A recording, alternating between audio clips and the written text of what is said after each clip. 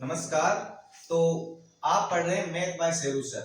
Don't forget it, भूलना मत आप इसको, ठीक है। चैनल है अपना, आपको अच्छे से पढ़ाया जाएगा, फालतू की बकवासबाजी नहीं की जाएगी। हमारे यहाँ पे सिर्फ पढ़ाई से मतलब रखा जाएगा। आपको पढ़ना है, आप देखिए वीडियो एंड तक, आपको सब कुछ समझ में आने की गारंटी है, बड़े प्यार से। अगर नहीं आया तो हम दोबारा बता देंगे, कौन सी बड़ी बात है, ठीक है। अब ध्यान से देखना, अब हम चल रहे हैं विलोपन विधि की तरफ। जो दो चर वाले रैखिक समीकरण है, उनकी जो विलोपन विधि है, विलोपन विधि से उनके x और y जो दो चर होते हैं, उनके मान कैसे निकाले जाते हैं। तो हम इसकी तरफ बढ़ने से पहले मैं आपको एक एग्जांपल से इस चीज को समझाना चाहूंगा। आपके एग्जांपल दिए गए दो तीन एग्जांपल है, आप बुक में साथ साथ पढ़िएगा उसको। दो व्यक्तियों की आय का अनुपात 9:7 है, ठीक है। उनके खर्चों का अनुपात 4:3 है। यदि प्रत्येक व्यक्ति प्रति महीने में 2000 रुपए बचा लेता है तो उनकी मासिक आय ज्ञात कीजिए, ठीक है। अब यहाँ पे सबसे पहले अपन को जो दिया है वो लिख लो, ठीक है।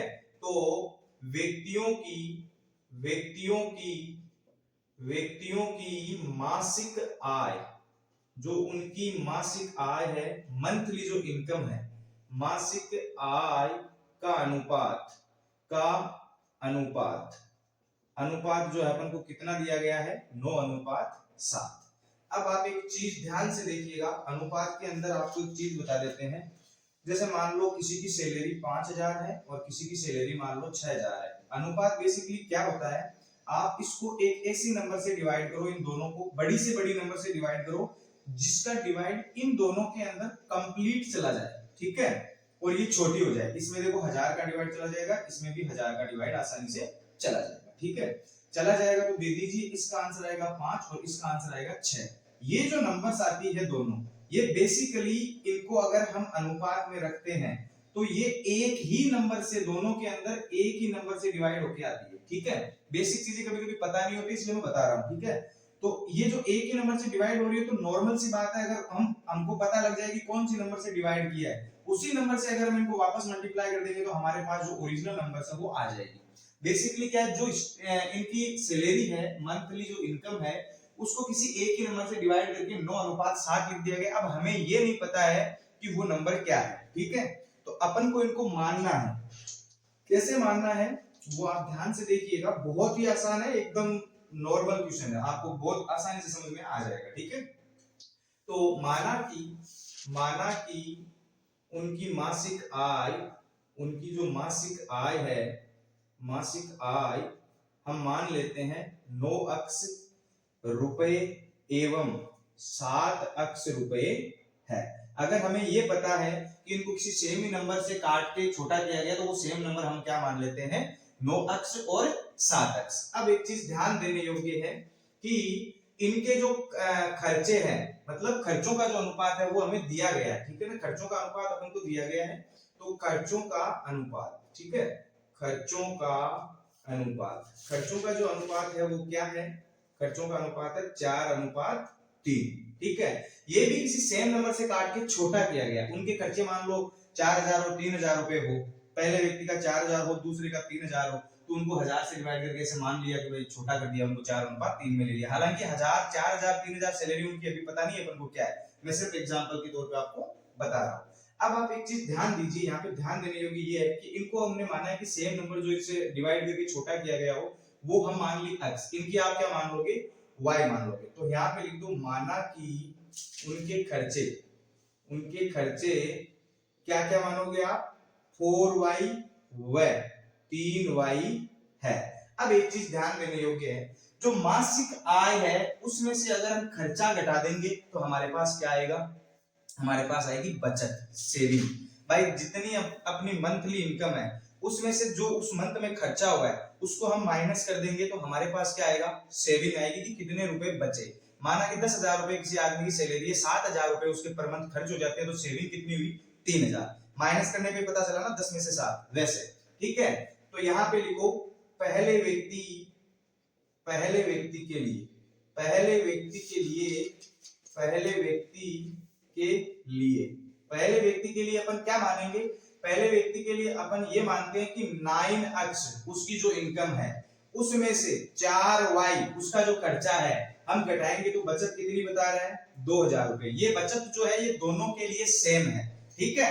तो पहले व्यक्ति के लिए समीकरण बन गया ये, इसको दे दीजिए समीकरण नंबर 1। अब जो दूसरे व्यक्ति है उसके लिए अपन करते हैं दूसरे व्यक्ति के लिए अपन क्या करेंगे, दूसरे व्यक्ति की जो आय है वो हमने 7x मान ली, उसका जो खर्चा है वो हमने 3y मान लिया, बराबर उसके भी कितने बच रहे हैं 2000। इसको आपने समीकरण नंबर 2 दे दी। बात होती है यहां तक इंपोर्टेंट। अब तो बहुत ही आसान है, आपको समीकरण अगर वर्ड्स में कोई क्वेश्चन दिया गया तो समीकरण बनाना हो उस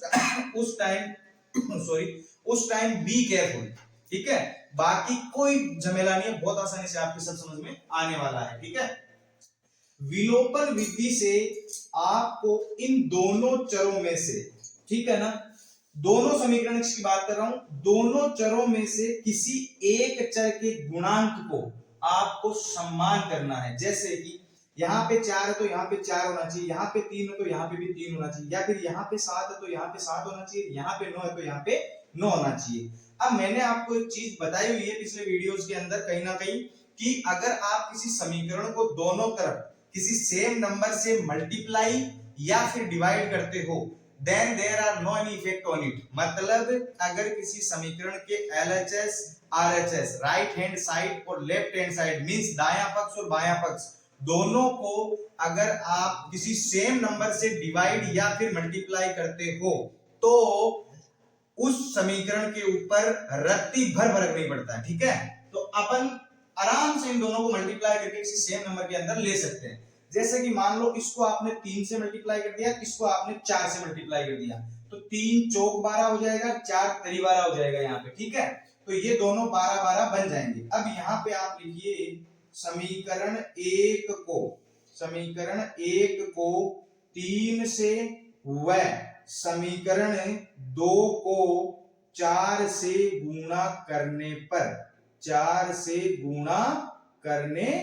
पर ये लाइन आपको लिखनी है। क्वेश्चन थोड़ा अच्छा लगता है, डायरेक्टली भी आप गुणा कर सकते हो, कोई बड़ा मैटर नहीं है, बट ये लिखते हो अच्छा लगता है, पूरा लगता है, एग्जामिनर देखेगा मजा आएगा, उसको अच्छा लगेगा, बच्चे को कुछ पता है मतलब वो नंबर देगा। ये ध्यान से आप इसको देख लीजिएगा, ठीक है ना।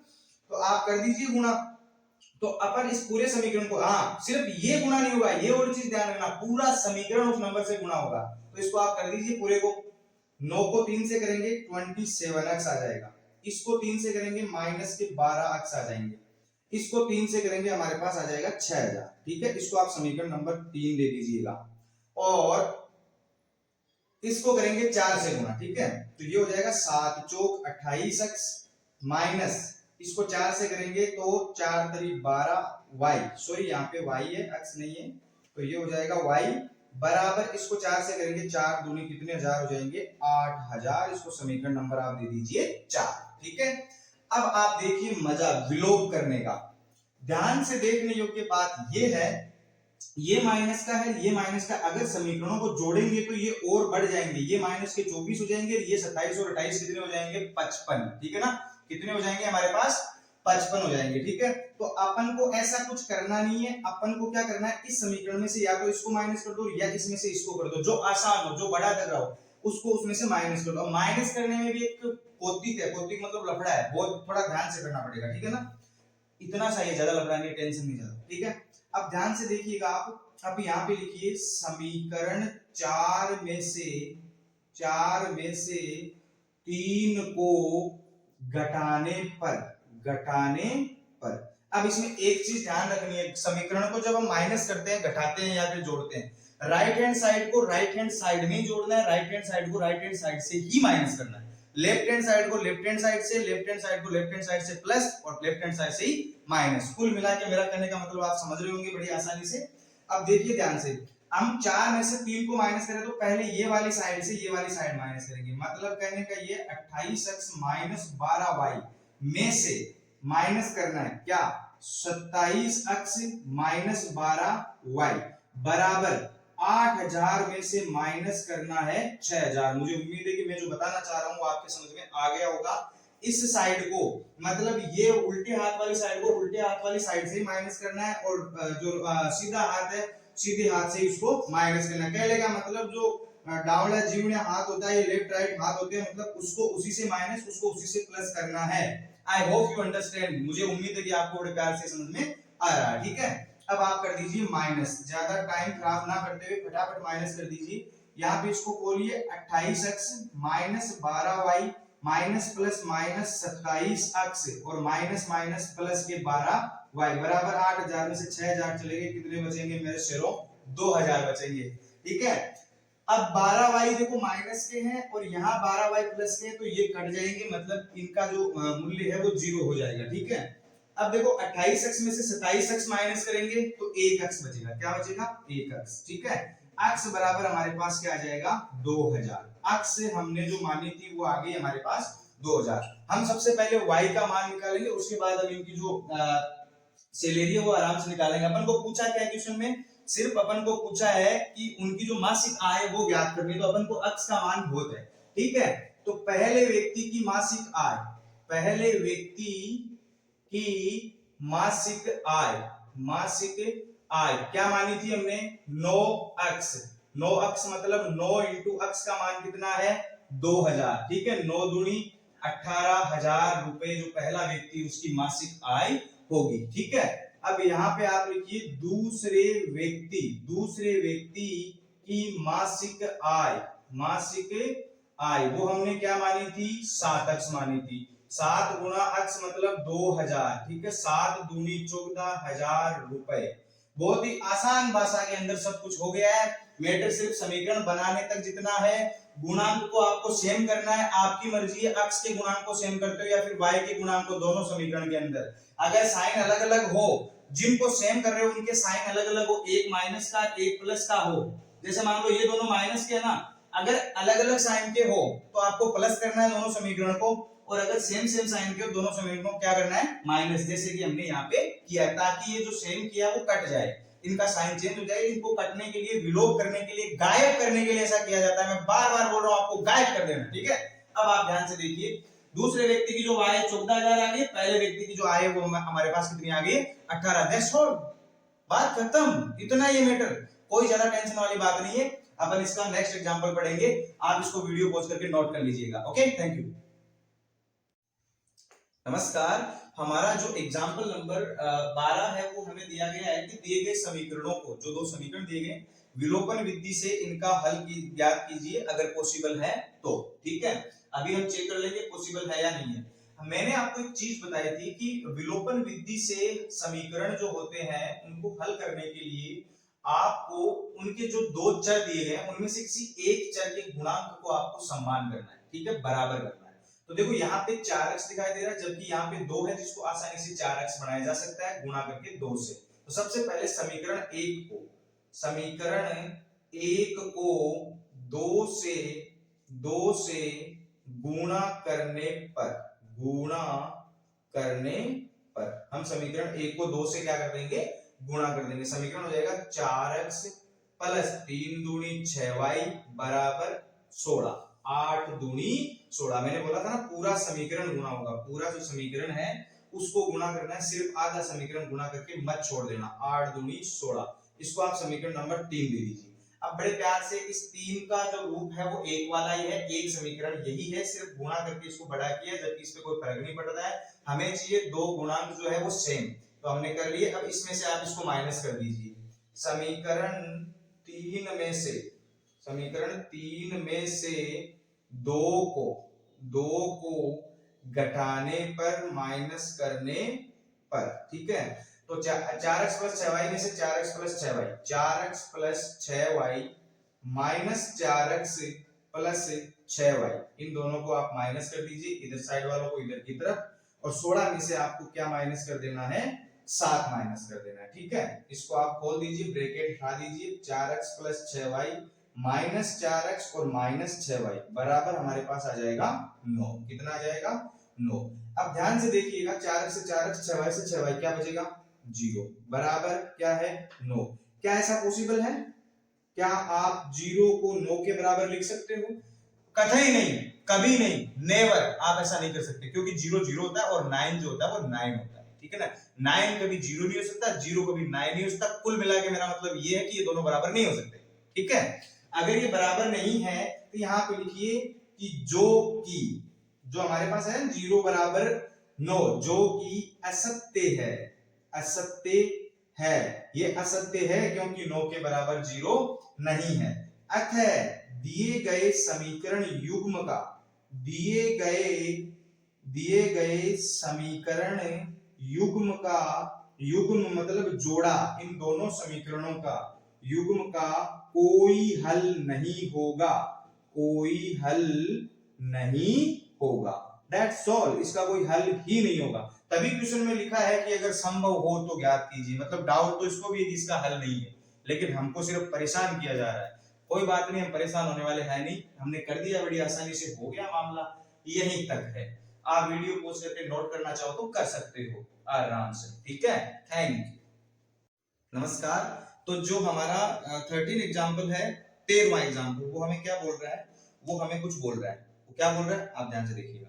दो अंकों की एक संख्या एवं उसके अंकों को उलटने पर या पलटने पर बनी संख्या का योग 66 है। यदि संख्या के अंकों का अंतर 2 है तो संख्या ज्ञात कीजिए।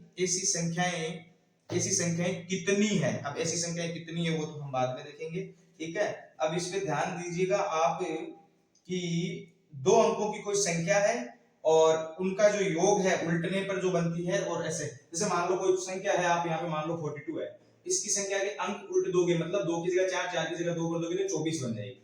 ये कहना चाहता है, ठीक है। अब मैं ये बताने से पहले आपको एक चीज बताना चाहता हूं, वो आप ध्यान से देखिएगा। जो 2 अंकों की एक संख्या होती है उसका जो आदर्श रूप होता है, आदर्श रूप मतलब उसका जो मूल रूप होता है, जड़ जो होती है वो कुछ इस प्रकार की होती है। जैसे मान लो किसी संख्या के अंक जो है x और y है, और ये इकाई का अंक है और ये दहाई का अंक है। दहाई का अंक जो है वो हमारे पास 10 से मल्टीप्लाई होगा, जो भी अंक होगा, जैसे यहाँ x है तो इसको x, और इकाई का अंक जो है वो हमारे पास इकाई मतलब 1 से गुणा होगा। इनको आप प्लस कर दीजिए, संख्या आ जाएगी। जैसे मान लो हमारे पास 56 कोई संख्या है, ठीक है, 56 संख्या है, तो देखो ये जो अंक है इसको आप ऐसे लिख सकते हो 6 गुणा 1 इकाई के स्थान पर, प्लस ये दहाई के स्थान पर मतलब 5 गुणा 10, इसको 10 से गुणा कर दो। अगर कोई 3 अंकों की संख्या हो, मान लो कोई तीसरा अंक यहाँ पे 2 हो, तो इसको आप 100 से कर दो।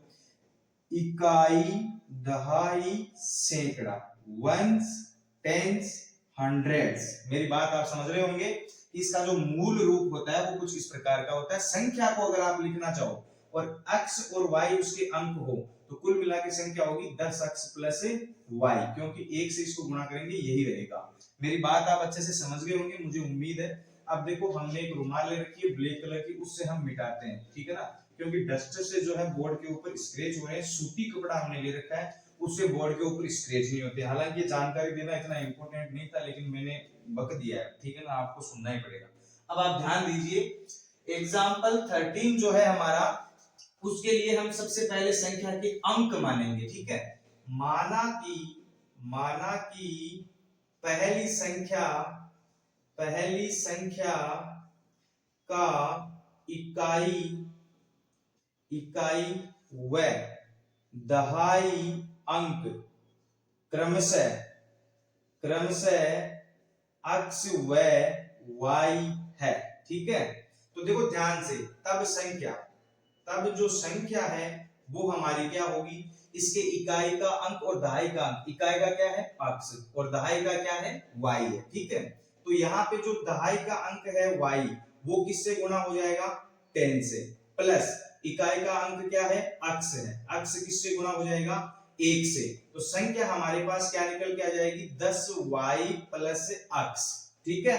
दोबारा से एक चीज ध्यान से देखिएगा, 10y प्लस x आ गई। अब अंकों को उलटने पर, ठीक है, अंकों को यहां पे लिखिए, अंकों को उलटने पर बनी संख्या, अंकों को उलटना है मतलब x की जगह y और y की जगह x कर देना है। तो हमारे पास वो संख्या क्या हो जाएगी 10x प्लस y। ये जो दोनों संख्याएं हमने इनका मूल रूप जो है वो लिख लिया है। अब क्वेश्चन क्या बोल रहा है, यदि इनको आप जोड़ते हो तो उत्तर आएगा आपके पास 66, ठीक है। तो आप यहां पे लिखिए, पहली शर्त के अनुसार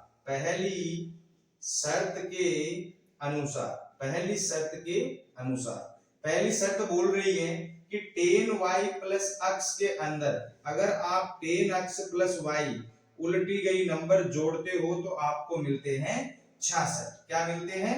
66। 10y plus x plus 10x plus y बराबर 66। ठीक है, ये हो जाएगा 11x प्लस 11y बराबर 66। ठीक है, 11 इसमें से कॉमन आ जाएगा, x प्लस y बच जाएगा, बराबर आ जाएगा 66। ठीक है, x प्लस y जो है वो गुणा में 11 के 11 इधर जाएगा तो भाग में चला जाएगा, मतलब 66/11 आ जाएगा। ठीक है, x प्लस y बराबर 11 छिगाड़ी 66, 6 बार इसका भाग चला जाएगा। हमारे पास एक समीकरण आ जाता है और उसको हम नाम दे देते हैं, नंबर दे देते हैं 1, x प्लस y बराबर 6। दूसरी शर्त जो है वो क्या बोल रहे हैं, यदि संख्या के अंकों का अंतर, ठीक है, अंकों का अंतर, ठीक है, दूसरी शर्त के अनुसार, दूसरी शर्त के अनुसार संख्याओं का जो अंक है, अंक एक अक्षर एक वाई है, अगर इनका अंतर निकाले तो हमारे पास 2। ये क्वेश्चन बोल रहा है, मैं नहीं बोल रहा, आपको ये सब क्वेश्चन बोल रहा है। हमारे पास समीकरण आ गए 2। अब इनमें वो सेम करने की जरूरत भी नहीं है, क्योंकि ये ऑलरेडी सेम है। देखो यहाँ पे भी सेम है, यहाँ पे भी y है, ठीक है ना, इनको गुणा करने की किसी से जरूरत ही नहीं। आप इनको सीधा देखो, साइन यहाँ माइनस का या प्लस का, सीधा दोनों समीकरणों को आप जोड़ दो।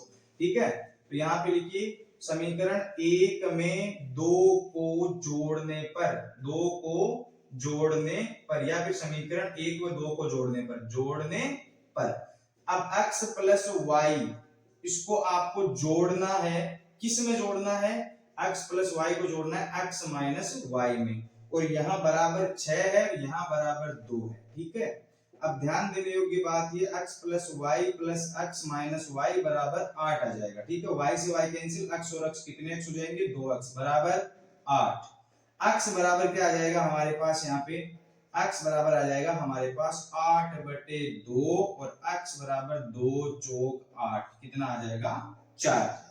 बहुत ही सिंपल भाषा में एकदम नॉर्मल कैलकुलेशन है। अब यहाँ पे लिखिए आप x का मान समीकरण 1 या 2 जो भी आपकी इच्छा हो, 1 में रखने पर समीकरण 1 जो है वो है x प्लस वाई बराबर 6। ठीक है, तो x का मान कितना है, 4 प्लस वाई बराबर 6 और y बराबर 6 माइनस 4, 4 इधर चला जाएगा, माइनस का हो जाएगा, y बराबर अपने पास आ जाएगा 2। अब यहाँ पे ध्यान दीजिएगा, पहली संख्या हमने क्या मानी थी, 10y प्लस x। यहाँ पे आप लिखिए 10 इंटू वाई मतलब 2, ठीक है, प्लस x मतलब 4। ठीक है, संख्या हो जाएगी 10 दूनी 20 प्लस क्या हो जाएगा 4, 20 और 4 कितने हो गए, 24। ठीक है, दूसरी संख्या हमारे पास क्या हो जाएगी, 10x प्लस y है। ठीक है, अब ध्यान दीजिएगा 10 इंटू x का मतलब 4 प्लस y का मतलब कितना है, 2, 10 चौक 40 प्लस 2 मतलब कितने हो जाएंगे, 42। कितने हो जाएंगे, 42। आप चाहो तो इनको इंटरचेंज कर लो, 42 को आप इधर उधर करोगे तो 24 आ जाएंगे, 24 को इधर उधर करोगे तो क्या आ जाएगा, 42 आ जाएगा। ठीक है, और इनके अंकों का अंतर भी कितना है, 2 है, 4 में से 2 गए 2, 4 में से 2 गए 2, बड़ी वाली में से छोटी वाले अंक को माइनस करना है। दैट्स ऑल, बहुत ही प्यारा क्वेश्चन है, बोर्ड पे आराम से आप इसको देख सकते हो, आसानी से पूरा मैंने लिख दिया है। आप अब इसका एक काम करिए, इसको नोट कर लीजिएगा वीडियो पॉज करके। ठीक है, थैंक यू।